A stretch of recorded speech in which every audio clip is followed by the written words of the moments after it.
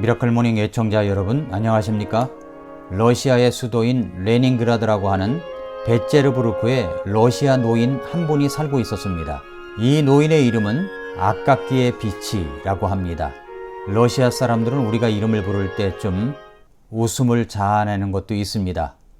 옛날에 젊었을 때 러시아에서 제일 시커먼 사람 이름이 뭔지 아느냐 했더니 시커먼 놈의 새끼라고 말하기도 했었는데, 아무튼 러시아의 이름이 좀 웃음을 자아내기도 하는 이름이 많습니다. 아깝기의 빛이, 이름이 뭘 아깝다고 하는 건지 잘 모르겠지만 이름이 아깝기의 빛이라고 합니다. 이 노인의 평생 소원, 그 노인의 인생의 목적은 바로 고급 외투 하나 갖는 것이었습니다. 평생의 꿈이 외투라고 하는 것이죠. 우리도 마찬가지로 평생의 소원 하나쯤은 갖고 있지 않습니까? 여러분의 평생의 꿈이 무엇입니까? 그런데 이 노인에게 당신의 인생의 목적이 무엇입니까? 라고 물으면 이 아깝기의 빛이라고 하는 이 노인은 곧바로 주저하지 않고 나는 고급 외투를 한 벌 갖는 것입니다 라고 말하곤 했습니다. 그는 그것을 위하여 땀을 흘리며 돈을 법니다. 그렇게 해서 드디어 80루블의 돈을 저축하고, 굉장히 오래전 일이기 때문에 80루블이라고 하지만 지금은 얼마 되지 않지만 그때 당시에는 상당한 돈이었습니다. 80루블의 돈을 저축하고 꿈에도 그리던 그 외투 한 벌을 사게 되었습니다. 그 고급 외투를 한 벌 산 목적은 그것을 입고 고급 사교 파티에 한번 가고 싶은 마음 때문이었습니다. 드디어 지금까지 번 돈으로 고급 외투를 하나 샀습니다.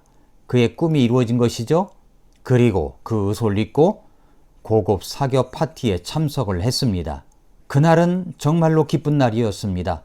인생의 목적을 달성한 날이기 때문에 그렇습니다.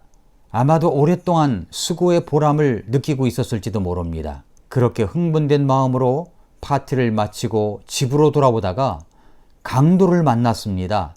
그 강도는 노인이 입고 있던 고급 외투를 벗겨서 가지고 가버리고 말았습니다.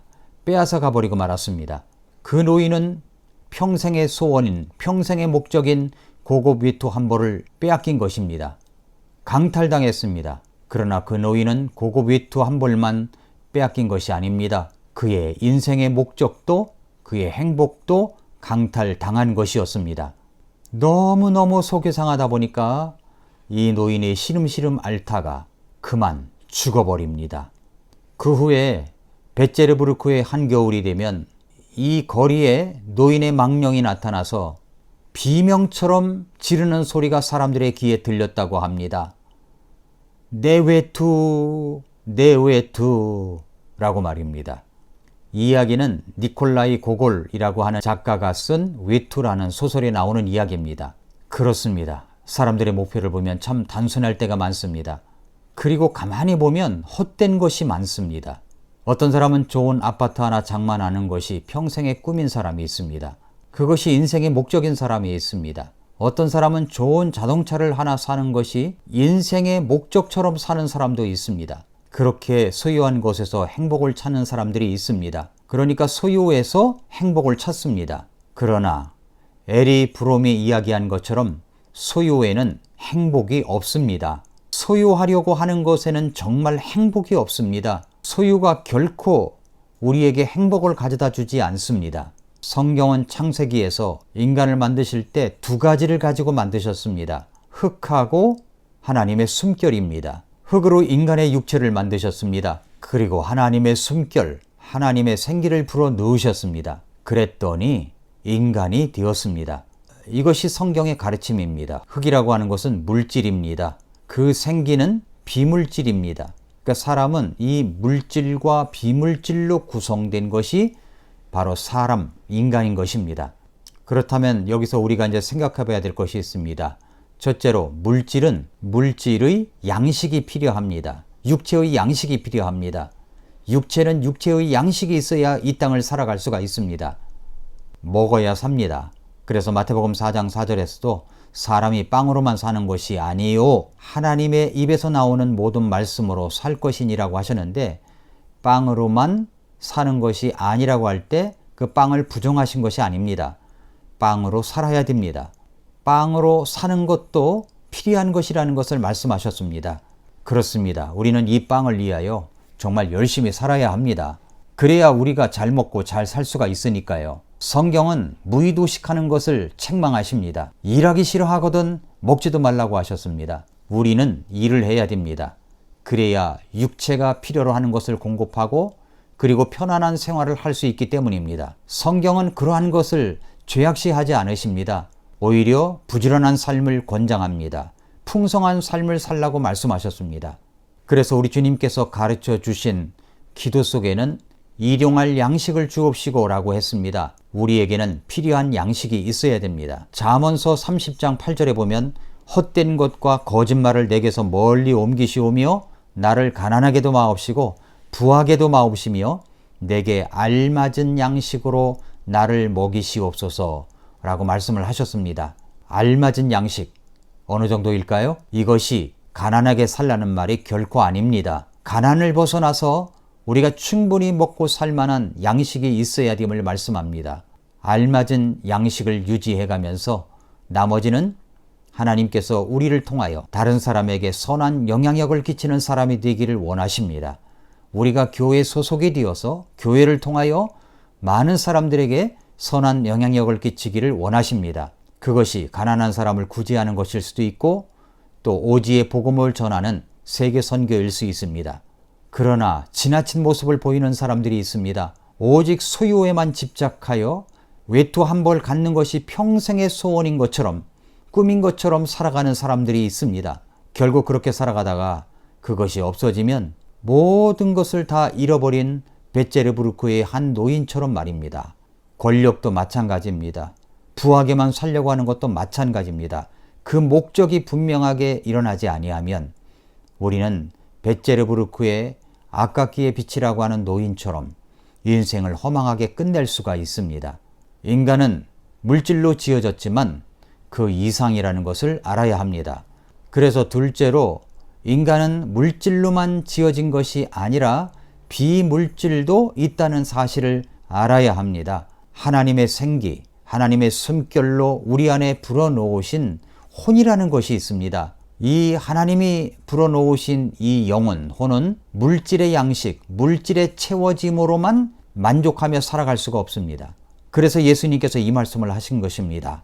사람이 빵으로만 사는 것이 아니요 하나님의 입으로 나오는 모든 말씀으로 사는 것이라고 말입니다. 사람은 빵으로만 살 수 없습니다. 그저 평범하게 먹고 살아가는 것에만 집중하는 것에는 전혀 만족이 없습니다. 그 이유는 바로 창세기 2장에서 하나님께서 우리를 만드실 때 흙이라는 물질과 하나님의 생기, 숨결을 불어넣으신 비물질로 구성되어 있기 때문입니다.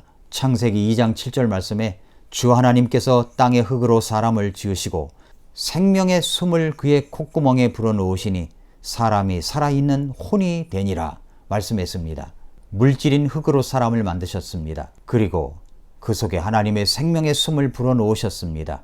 그래서 우리는 살아있는 혼이 된 것입니다. 그러므로 우리는 하나님의 혼이, 하나님의 생명의 숨이 들어있는 사람들입니다. 그래서 우리는 빵으로만 사는 것에 절대 만족할 수가 없습니다. 하나님의 입에서 나오는 모든 말씀으로 살아가야만 비로소 만족할 수 있는 것이 바로 인간의 모습입니다. 하나님께서 우리 혼에 불어넣으신 창조의 목적을 이루며 살아가야만 우리는 진정한 만족한 삶을 누릴 수가 있습니다. 여호수아와 이스라엘 백성들이 요르단강을 건너서 여리고 도시를 정복할 때 하나님께서는 여리고에 있는 어떤 것도 취해서는 안 된다고 말씀하신 적이 있습니다. 이 도시는, 여리고라는 도시는 저주받은 도시이기 때문입니다. 물건들조차도 저주받은 물건들이었습니다. 그래서 하나님은 이러한 것들을 탈취물로 가져서는 안 된다고 거듭거듭 말씀을 해 주셨습니다. 드디어 여리고 성벽이 무너지고 이스라엘 백성들이 쳐들어갑니다. 그런데 그때 아간이라는 사람이 여리고 안에 있는 모든 저주받은 물건들을 손을 대서는 안 된다고 말씀하시는데도 불구하고 이 아간이라는 사람은 은과 옷과 금덩이에 눈이 멀었습니다. 그리고 그것을 감추고 다시 와서 싸우는 척합니다. 그 다음이 아이 도시를 공격하는 것이었는데 여리고 성보다도 못한 아이성 전투에서 이스라엘 백성들이 대패를 하게 됩니다. 그 원인을 놓고 하나님께서 여호수아 7장 1절에서 이렇게 말씀하셨습니다.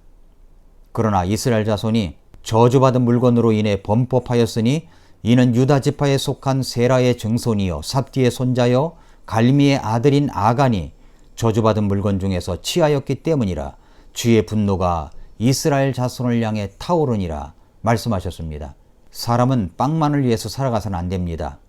사람이 빵만을 위해서 살아가면 결국 욕심의 눈이 멀어서 전체 공동체를 생각하는 것이 아니라 자기 자신의 욕심만 채우면 된다는 아주 이기적인 발상만 나오게 되어 있습니다. 그래서 자기 욕심을 채울 빵만을 위해서 살아갑니다. 수단과 방법을 가리지 않고 그것을 내 소유로 삼으려고 합니다. 결국 아간은 자기가 취한 물건들, 그 욕망의 물건들과 함께 자기 가족까지도 다 멸망되는 그런 비극을 가져오고 말았습니다. 그리고 나서 이제 가나안 땅을 거의 다 정복하고 나서 여호수아가 마지막 말을 남기고 이 세상을 떠날 때 유언과 같은 말씀을 남길 때 아간의 이야기를 꺼냅니다. 여호수아 22장 20절에서 세라의 아들 아간이 저주받은 물건으로 범법하였으므로 이스라엘 온 회중에게 진노가 임하지 아니하였느냐? 그 사람이 자기 불법 가운데서 홀로 멸망하지 아니하였느니라. 아간은 결국 고급 외투 한 벌, 빵, 금덩이 이것을 취하려고 하다가 홀로 멸망한 것이 아닙니다. 빵만을 위한 꿈은, 그렇게 눈에 보이는 자기 욕망을 채우려고 하는 꿈은 결국 자기 자신을 허망하게 끝내버릴 뿐만 아니라 주위 사람들도 함께 비극으로 몰고 갈 수 있다는 것을 배워야 됩니다. 사랑하는 애청자 여러분, 이 혼란한 시대 속에서 우리는 무엇을 하며 살아가야 됩니까? 빵만을 위한 목적이 아니라 생명을 살리려는 목적을 가지고 하나님의 사명을 다하는 우리들이 되어야 될 줄로 믿습니다. 하나님의 말씀이 주는 생명의 말씀으로 내 삶의 목적을 삼고 내 마음을 채워서 하나님의 사명을 다하는 저와 여러분들이 될 수 있기를 바랍니다. 우리는 빵만을 위해서 살아가는 사람이 아니라는 것을 하나님의 말씀을 가지고 증명해 보이는 그런 하루 한 주간이 될 수 있기를 바랍니다. 지금은 오직 그 하나님의 말씀으로 내 삶의 모든 것을 채워야 될 시간입니다. 오직 주님만 바라보며 오늘도 미라클 모닝을 기대하며 살아가는 우리 애청자 여러분들이 될 수 있기를 축복합니다. 아침마다 새롭다. 오늘도 미라클 모닝입니다.